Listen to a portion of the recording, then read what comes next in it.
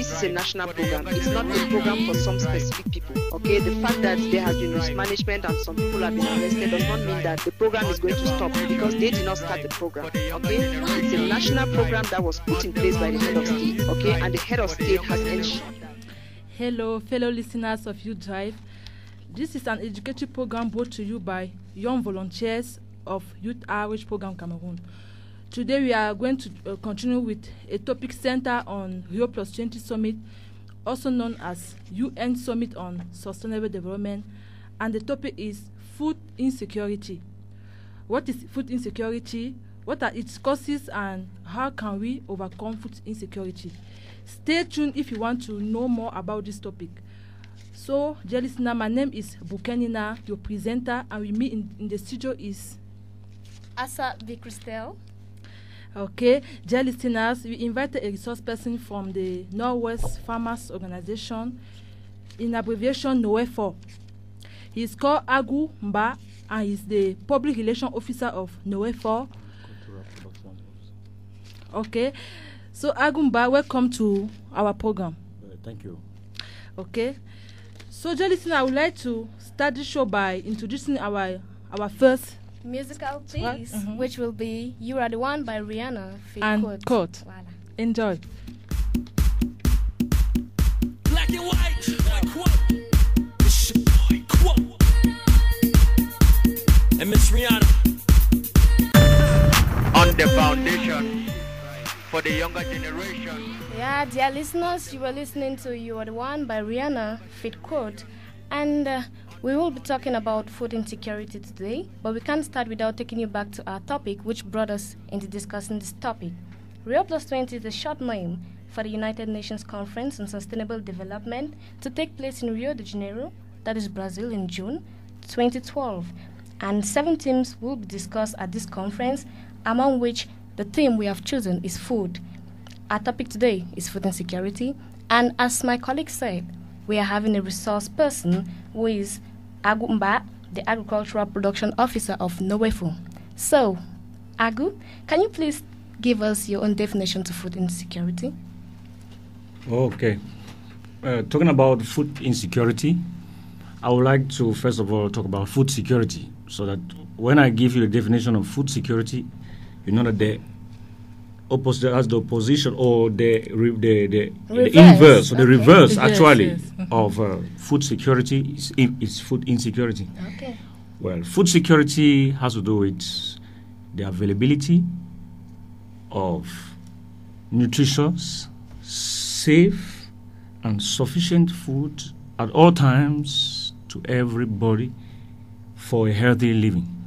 Okay. Now, that is, people have both physical and economic access to food, and not any type of food, but safe food which is also nutritious and sufficient in quantity at all times for a healthy life. So food insecurity now has to do with the lack or the inavailability of sufficient, safe, and nutritious food to everybody at all times for healthy living. That's okay. Basically, thank you very much, Agu, for that wonderful definition of food insecurity. So, dear listeners, Christel, our youth researcher, work on the food situation in the world and particularly in Cameroon. So, before she should give her information she got in the field, I would like to thank Nji, Foche, and Tinda for their wonderful contribution in our Facebook page. They brought some comments and suggestions on how they want this program to be carried out. So, Christel, can you please present your research to us? Yes, Nina. Okay. On food crisis in the world and Cameroon, it has been discovered that there's much evidence in Africa. And in Cameroon, the price of cooking oil has nearly doubled in the past years, not forgetting the price of rice, which has tripled, and the price of sugar too. Fish too. In fact, let me say all prices in the market have doubled. And the highest prevalence of food insecurity in Cameroon, it's found in the extreme north. We have the north and the northwest. Mm-hmm. And that's why we are discussing food insecurity in the northwest today. Okay, there has also been many demonstrations in many countries of the world, And we had a problem in the Sahel region in the west continent of Africa, where 15 million people have been identified facing food insecurity problems.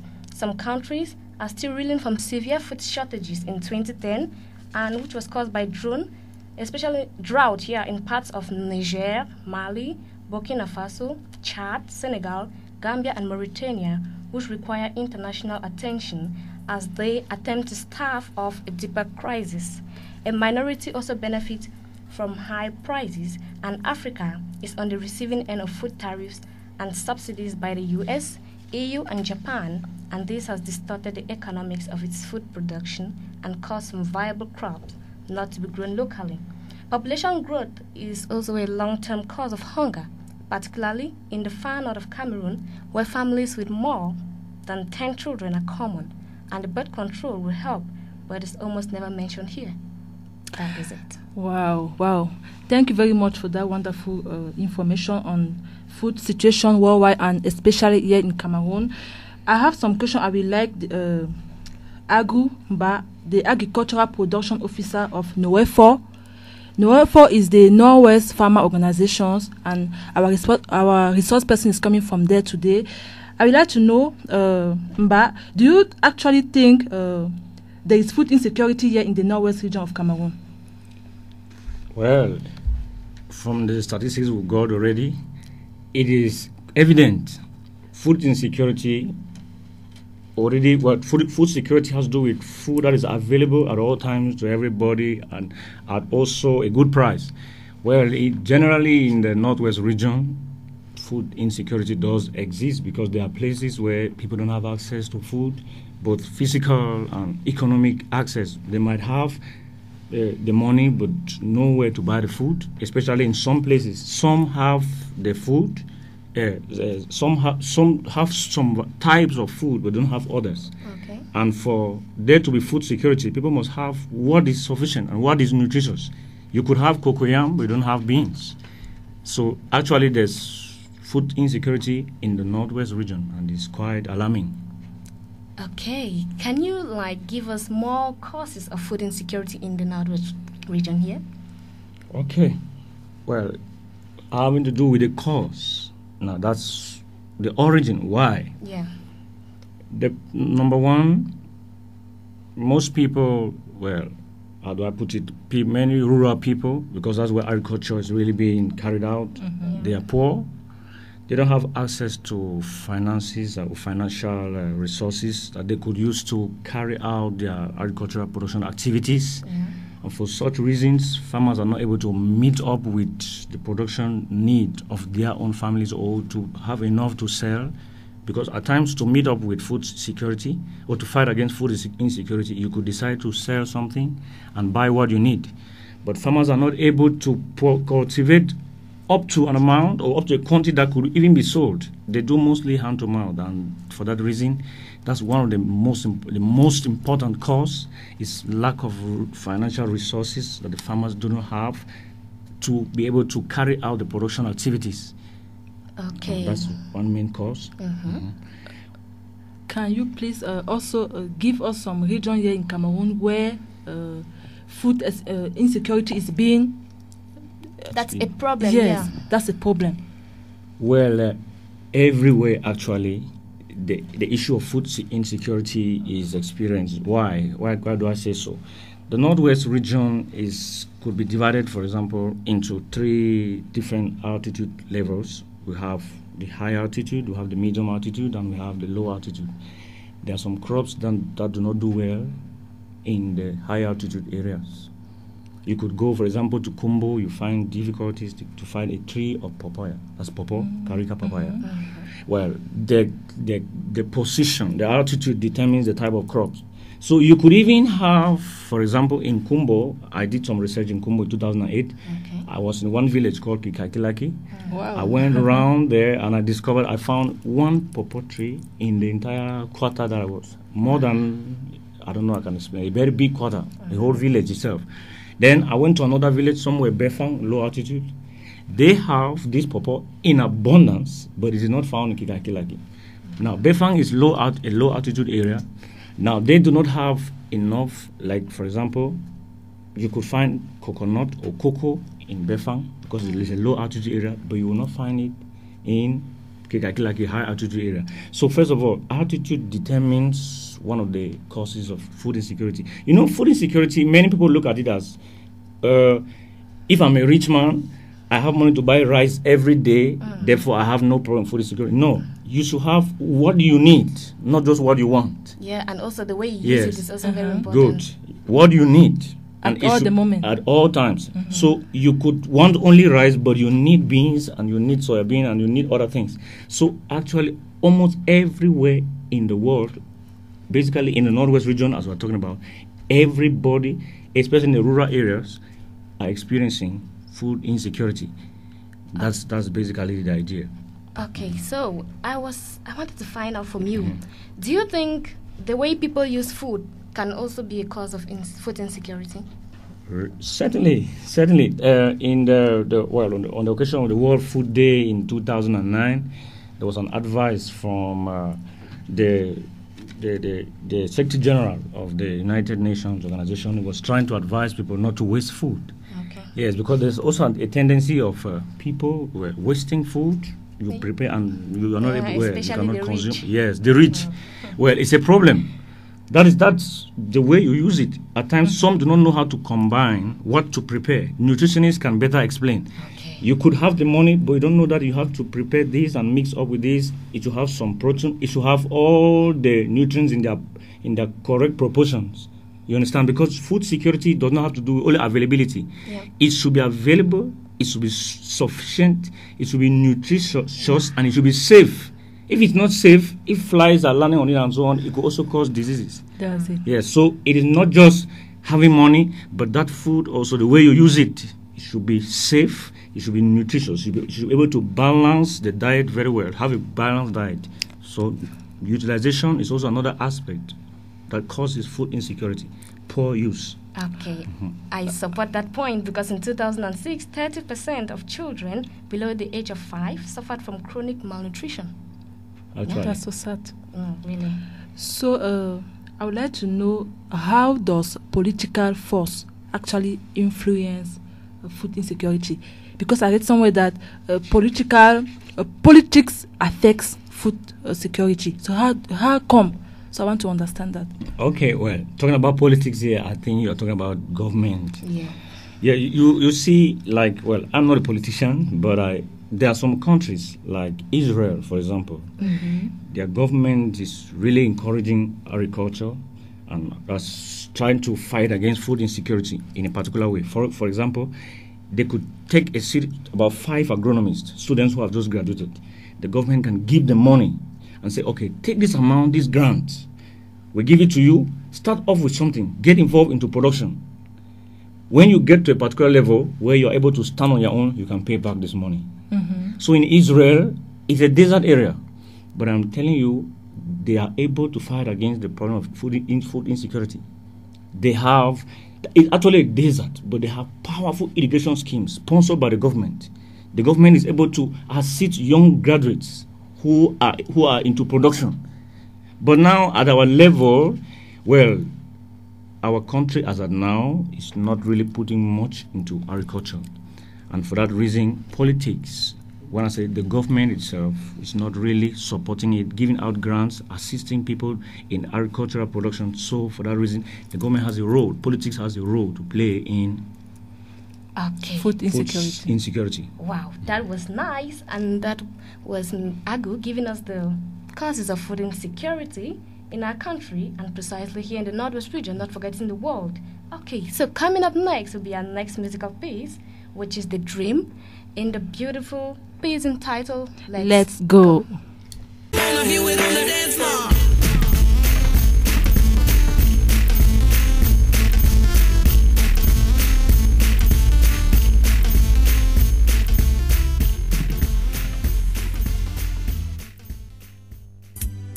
I am Kelvin Gwang Shemgo. I am Mokom Philemon. I am Achu Sanji.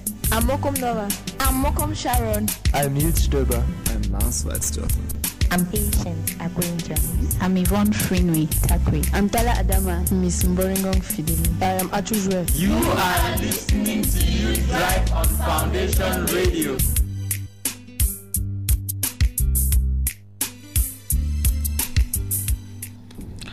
That was our Youth Drive slot. Our weekly edition of Youth Drive brings together some of the issues of prime concern to the youth, and it is brought to you by Youth Outreach Program Cameroon. Today we are talking about the food insecurity, one of the issues that is going to be discussed during the 8th conference, also called Rio Plus 20, that will take place in June 2012 in Rio de Janeiro, Brazil. I will leave the floor to Christelle to ask additional questions to our expert concerning the topic of today on food insecurity. Mr. Mba Agu is the program officer of Agricultural Production Officer of NOEFOR. So we want to thank you once more to accept to be in this studio today. I would like to know, Mba, what are the consequences of food insecurity here in the northwest region of Cameroon? Okay, I'll go back to the definition to bring out some points from there.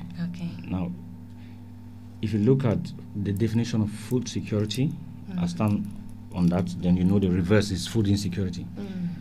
That is physical and economic access to safe, sufficient and nutritious food to everybody at all times for a healthy life. Now, for a healthy life, that's the reason why we have food security. Therefore, if there is food insecurity, people will not be healthy and they will be unproductive. A country that has so many people who are sick, who are not very, very healthy, is going to be very unproductive, that nation. And again, unavailability of food will not be available. One of the consequences, because food insecurity is where there is no economic, there's no physical access to food, and therefore food is not available. And I want to tell you the truth. Well, if I want to make it a little bit social, one of the social consequences, public consequence, if people are very hungry, they will go to the streets. If you look in nations where, like Cameroon, many people are always satisfied, they have enough to eat, so they don't have time to really strike on the street and cause riots. Somebody will take a plate of food, and after having taken the plate, you say, okay, if you see that Cameroon is bad, go and create your own, because he has already eaten. But there are countries where people have nothing to eat, neither on the farm nor in the house, nowhere. In such places, when people are hungry, they get to the streets. It leads to public riots and so on. So lack of food, health problems, that's malnutrition, and that is a whole problem to an entire nation and to the world at large. So some of the consequences. Okay, I heard you say in Cameroon we have enough food, so it will not cause people to go out on strikes. But I remember there was a food strike in Cameroon here in 2008. 2008. Okay. Yes, I want to learn. Relatively, let me correct my word, my expression. Relatively, because let me tell you, in the world, I want to give you some statistics. There are about 1.02 billion people who go, that's about 1/6 of the world's population. People who go hungry on a daily basis, having no food to eat from anywhere, neither in the farm nor in the house. You are hungry and you will not eat from any corner. But in Cameroon, even if you are hungry, you could still beg food from a neighbor if the worst come to the worst. So even the problem of food in Cameroon is not a major problem. Just the food market in Bamenda, the Mankon market, the Tarinko market, you go there, you will see food, and at times people even have some leftovers of papaya and fruits that they have thrown in the market, and mad people can still pick up and eat. Even people who are reasonable. So it's not a major problem. So relatively, Cameroon does not have a problem when it comes to food as such, because there are nations where people go hungry on a daily basis. So it could come up. People can have some light, a few things can come up, uproar, upheavals, but truly in Cameroon, people have something to eat at least. Yes, at least something to eat. It might not be nutritious and safe, but at least something to put in the mouth. Okay, Yes. That was a nice one. So, what does NOEFOR do to deal with food insecurity issues? Okay, NOEFOR is a farmers organization. Well, it is a federation of that is made up of a union of CIGs. That's unions of CIGs. That CIGs come together to form unions, which now come together to form this federation. And our target, our vision is to improve the livelihood of farmers. And how do we do it? We are into production, that is agricultural production, both crops and livestock. And we're not only into production, we're also into marketing. So what we do is, when it comes to production, we build the capacity of farmers. We give them appropriate production techniques. You understand? We can now take a particular sector like maize sector. We train the farmers on how to produce maize. For example, I had a training just 2 weeks ago in Nien. I was training farmers on how they can produce up to about 12 tons or 10 to 12 tons of maize on 1 hectare. Okay. Now we build their capacity. We give them trainings. We not just give them trainings. We try to source for funds. We try to we advocate for input subventions from the government for them. Well, we also try to get good material, quality seed for them. So farmers could have quality seed. They have the know-how. Then we also have a scheme in Nowefo. Please, I'm putting many things together to summarize. We have a little credit scheme in Nowefo, which is a microfinance aspect, where farmers have some access to some money. They can loan, they can receive some loans that they can get involved in production, and they'll pay later. So we build their skills. We try to subvent for inputs for them. We try to get quality seed material for them. We train them so they are not just peasants, but they are entrepreneurs into farming. Then we help them to market their produce. For example, last week in Babongo, tomato was about 1,500 francs per basket, but in Limbe it was 8,000 francs. Our marketing officer had to correlate with the market representative of Babongo Union to sell in Limbe. And now see the farmers are encouraged, because instead of selling at 1,500, they sold at 8,000, gaining about 6,000 francs. I have a question I would like to ask concerning what you just said. You said that you actually carry out capacity building with farmers. I would like to know, if I'm a young person who has never been a farmer before, and then I come to Nowefo to receive the capacity building, are you going to accept to take me and make me to participate in the training, or do you require me to be a farmer first of all before going into the process? Okay. Well, Nowefo does not work with individuals directly. We work with unions of CIGs. So if you come, we'll advise you, well, based on your geographical location or your desire, to register or to become a member of one of our unions. We could have 12 unions that are beneficiaries of our interventions. Now we can direct you where you could get registered, and now you become a member of one of the unions, and from there you now benefit from the training. We don't train individuals. Okay, yes. I've heard you talk of CIGs. Can you give us the full meaning, because not everyone listening to us will understand that? Certainly. Of course. Common initiative groups. Great. Yes, that makes it easier. Okay, so how does food insecurity affect food prices in the market, especially in the Northwest region? Okay, now it's very clear. If you have to do it, food insecurity will have to do with lack, shortage. It's not available. And you know very well that in demand and supply, those economic students who might be listening to me, when the supply is low, when the demand is high, and when supply is low, prices increase. That's true from the demand curve if you study it. So food insecurity leads to shortage, and therefore less supply, and therefore price increases. If, for example, in food market, you have just a few baskets of tomato, and that's all. I can raise it even to 15,000. You must buy it because supply is short. So food insecurity leads to increase in price. Well, then I guess that's why the prices in the market have really increased. Certainly. I would like to come back and ask this question in order to be clear. When you train the farmers, yes, in those various associations, yes, the unions, if you like, yes, what is the impact of your training in their crops production, or I don't know, any other impact? Oh, really? That's a very good one. You see, our farmers, I told you that we take farmers from peasants to entrepreneurs. Okay. That is that we have farmers now who are able, who have cars, who have constructed their houses. I mean, people who joined the union really nice. As peasant farmers, but because of the capacity building, because of the ability to get involved in appropriate production techniques, and they have good markets centers where they can sell their produce. The farmers are their livelihood is improved upon. And that's the target of NOEFO, to improve the livelihood of farmers. And it's just that we don't have time. I would have brought some here. They would have testified for themselves. Okay, yes. That's nice. Thank you very much. This is Youth Drive on Foundation Radio, and I would like to invite St. Paul to sing for us the piece entitled "Put It on You." Voilà. Enjoy.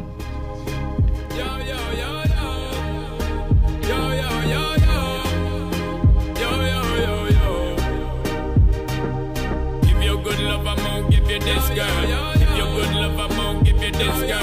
If you're good love, I'm gonna give you this girl. Give you this girl, give you this girl. Because me keep on satisfied, me not tell no lie. When time I left, she does a ball and a cry. She left message, yo. If you're good love, I'm gonna give you this girl. If you're good love, I'm gonna give you this girl.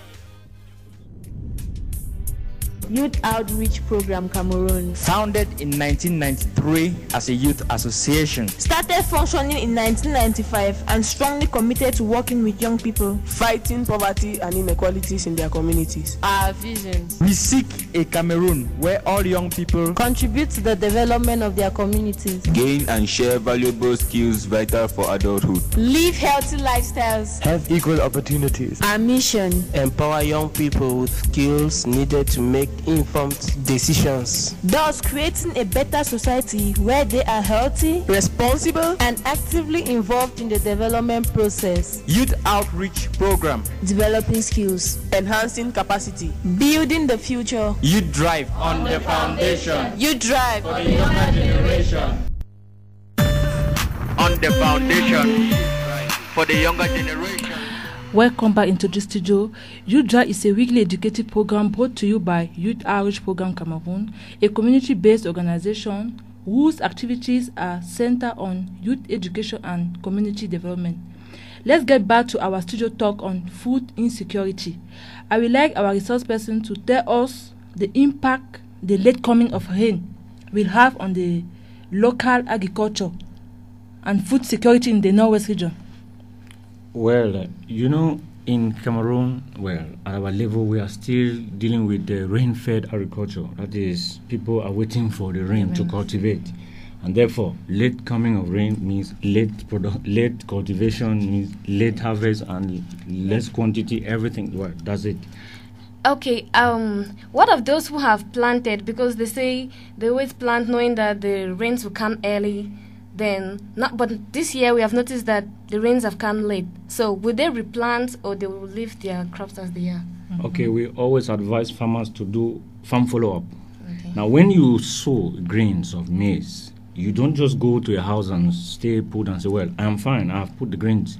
You have to go back to check those spots where you have not that have not germinated. You have to replant. But in the situation, what happened this year? Some of the farmers came to me to ask, can I plant? I told them, please just wait for the 15th of March. Let's see. Yeah. Let's see. I didn't advise them. When the rains came sometime in February, yes. I said, no, just wait. Some said, no, we are going to plant. Some went in and so on and so forth. But the general advice we have is that if you go to your farm and check, if some are pushing already, they are shooting up, germinating, you allow them, but you have to replace those spots where they have not succeeded to germinate. Yes. Or you could decide to go over and check. Maybe the whole farm has been destroyed. You will replant. Okay. Yes. Yes. Thank you.